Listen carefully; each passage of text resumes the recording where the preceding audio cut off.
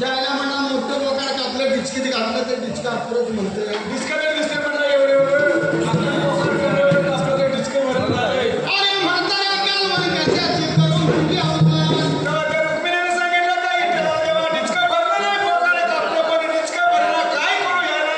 तेव्हा असणारा मातूर सर्व कोंबड्या मातूर कापाने डिचकीत घाला मामा तेव्हा सर्व खुर्द कोंबड्याने भरलेलं कोंबड्या आणि कोंबड्या जर कापल्या तर डिचकीत घातल्या तरी देखील ती डिचकं भरलं नाही.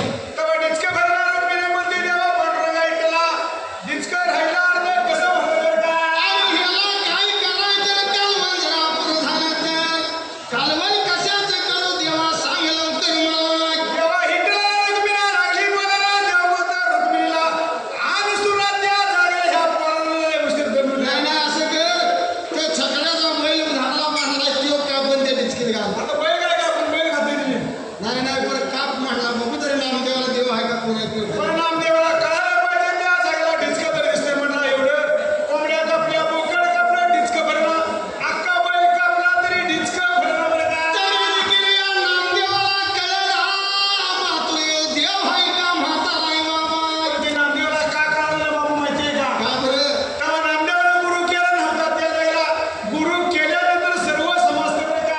आधी गुरु तर मग ज्ञान. होय. हे गुरु नाही ज्ञान जर घ्यायला गेला तर काय ती मोकळा आहे बाबा. एवढं म्हणून त्या जागेला रुक्मिणी म्हणते देवा पांडुरंगाला बैल जरी कापला तरी डिचकं भरलं भरणं झालं या. काय करू ह्या जागेला डिचकं कसं भरलं बरं का. पुढे पडलं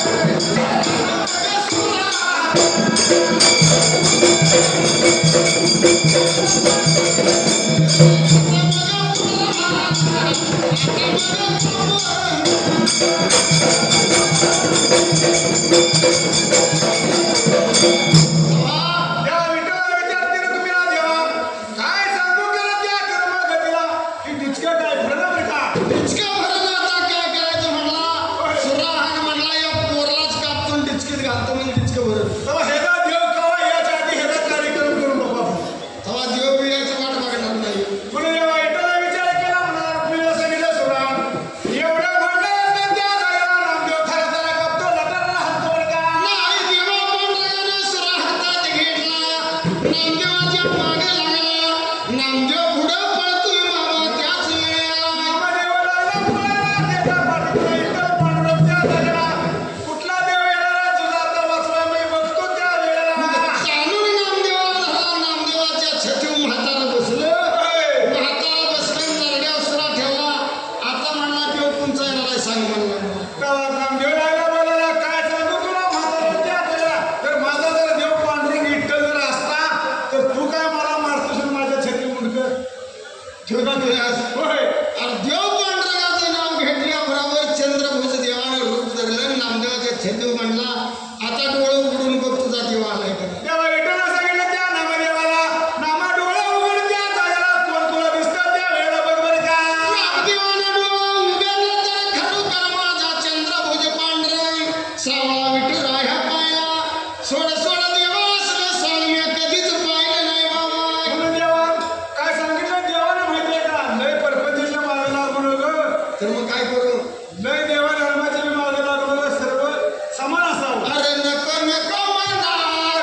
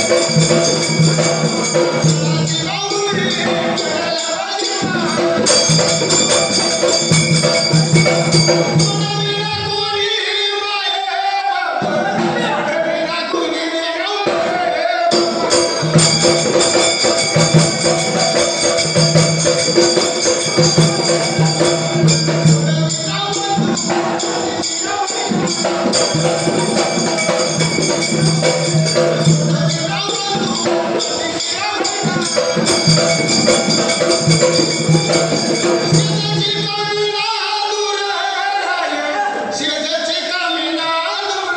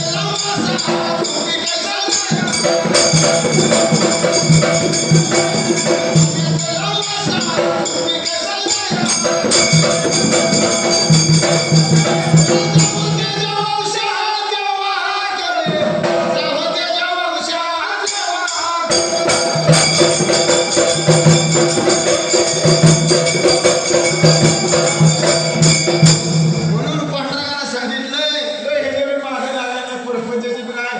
अरे नामदेवा,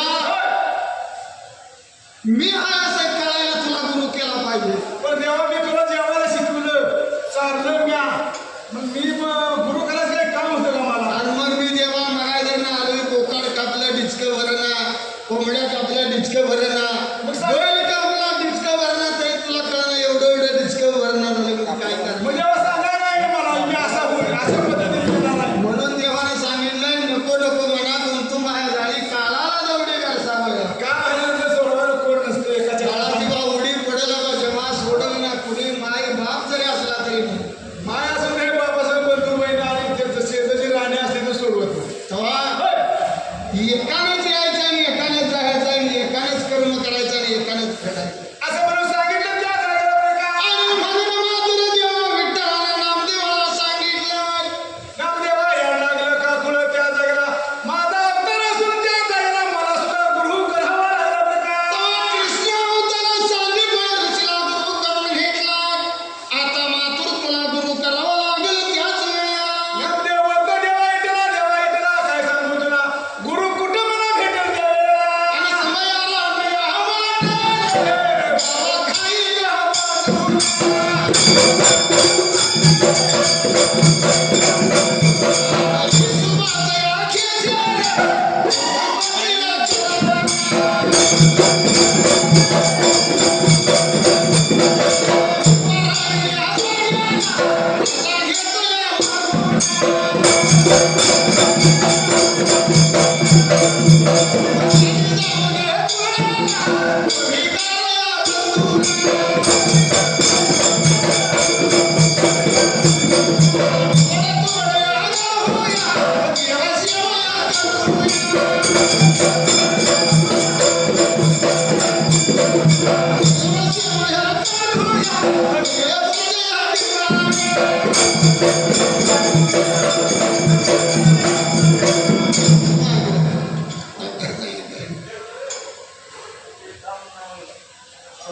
तुमचं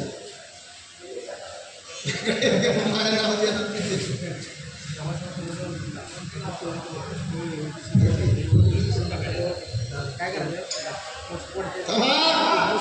नामदेवाला सांगितलं हसणारा, ईश्वर जर तू गुरु केलास तर तुला ज्ञान मिळणार. पण मी तेव्हा मला गुरु कुठं भेटेल आणि गुरु कसा मिळेल मला बरं का? कसा मिळेल म्हटल्यानंतर गावाच्या घरचं महादेवाचं मंदिर आहे त्याचं मला तो तप्प करीत बसलाय. तर त्याला तिथे जावं त्या गुरुच्या जवळ आणि त्याची विद्या घ्यावी बरं का? स्मरण वादळ